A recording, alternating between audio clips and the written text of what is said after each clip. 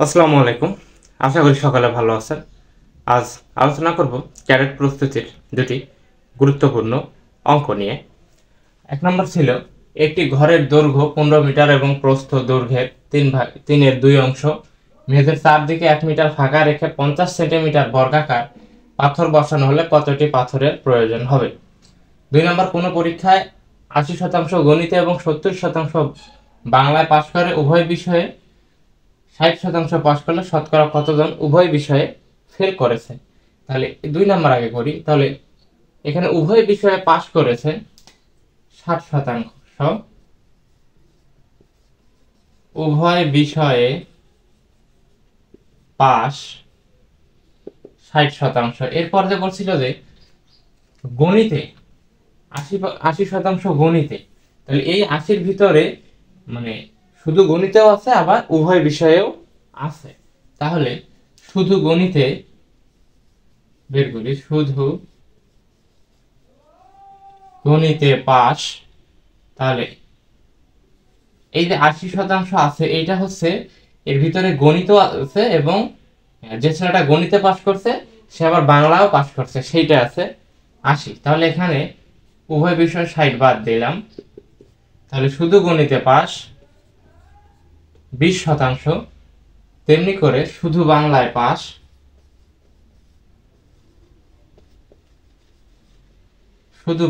Pass তাহলে 70% বিয়োগ 60%, তাহলে এটা হচ্ছে 10%। তাহলে এখান থেকে কমপক্ষে একটি বিষয়ে পাস করেছে। এখানে মানে এই যে বাংলায় 10, গণিতে 20, 20 আর 10 30, আর এইখানে এইটা মানে উভয় বিষয় যেটা সেটা নিতে হবে। তাহলে লিখতে হবে যে কমপক্ষে একটি বিষয়ে পাস, কমপক্ষে একটি বিষয়ে পাস।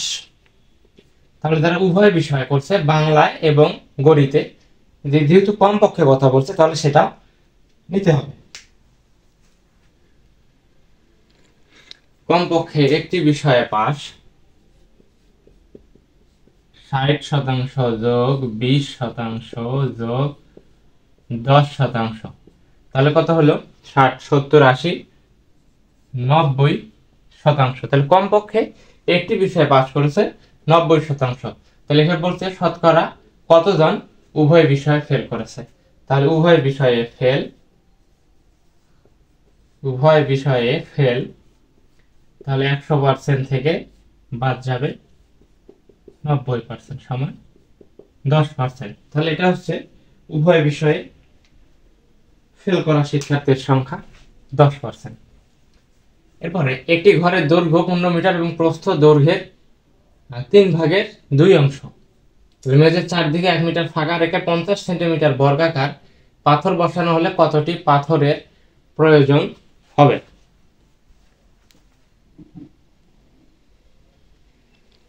দৈর্ঘ্য 15 মিটার দেয়া আছে, দৈর্ঘ্য 15 মিটার, তাহলে প্রস্থ দেওয়া আছে, তাহলে দৈর্ঘ্যের এই যে দৈর্ঘ্য এইটা 3/2 অংশ দেয়া আছে। একে যদি মিটারে রূপান্তর করি 3 5 15, 5 2 10 মিটার এটা দেওয়া আছে।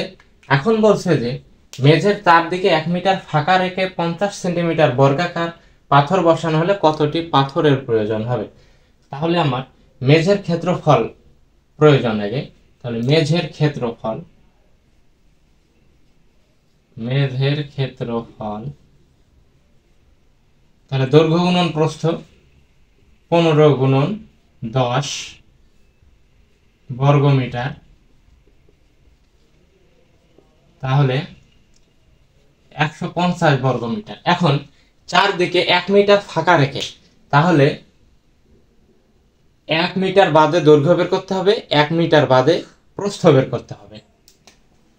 অতএব 1 মিটার বাদে দৈর্ঘ্য, তাহলে মোট দৈর্ঘ্য ছিল প্রথমে ছিল 15 বিয়োগ 1 যোগ 1 যাবে, কারণ এটা সেকেন্ড ব্র্যাকেট হবে। দৈর্ঘ্য এরকম যখন একটা চিত্র আঁকা হয়, তাহলে এটা একটা দৈর্ঘ্য, এটাও একটা দৈর্ঘ্য। তাহলে এই দিক থেকে এই 1 মিটার কমে করতে হবে, এই দিক থেকে 1 মিটার কমে করতে হবে। এবং এই যে এখানে 1, এখানেও 1, 1, 1, 2 বাদ যাবে। তাহলে এটা হবে 15 থেকে 2 গেলে 13 মিটার। সেইভাবে অতএব 1 মিটার বাদে প্রস্থ 10 বিয়োগ 1 যোগ 1, তাহলে 10 থেকে 2 গেলে 8 মিটার। তাহলে এখন এটার ক্ষেত্রফল বের করতে হবে। তাহলে 1 মিটার ফাঁকা রেখে ক্ষেত্রফল, 1 মিটার ফাঁকা রেখে মেঝের ক্ষেত্রফল, তাহলে 13 গুণন 8 বর্গ মিটার। তাহলে 3 8 24 4 হাতে 2, 8 8 3 8 3 8 24 4 হাতে 2, 8 8 2 10, 104 বর্গ মিটার পাইলাম। তাহলে এখন এইটাতে বসাইতে হবে পাথর। তাহলে কি বলছে, 50 সেন্টিমিটার বর্গাকার পাথর বসানো হলে, তাহলে পাথরের দৈর্ঘ্য দেওয়া আছে 50 সেন্টিমিটার, এখানে একে মিটারে আনতে হবে। তাহলে পাথরের দৈর্ঘ্য 50 ভাগ 100, এটা মিটারে আসলো, কারণ সেন্টিমিটার দেওয়া আছে, আমাদের হিসাবগুলো সব মিটারে। তাহলে একে ভাগ করলে 0.5 মিটার হবে। এখন ফাঁকা মেঝের ক্ষেত্রফল পাইছি 104, পাথরের ক্ষেত্রফলটাও বের করতে হবে।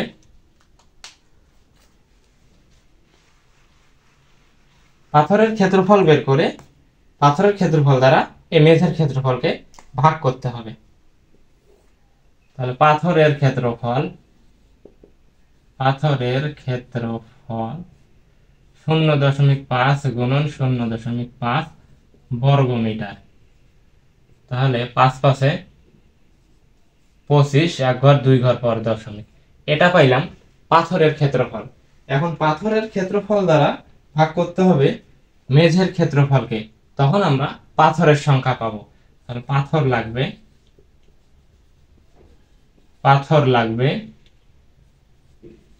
104 ভাগ 0.25 টি। তাহলে এখানে যদি দশমিকটা তুলে দেই, তাহলে নিচে হবে পূর্ণ সংখ্যা 25।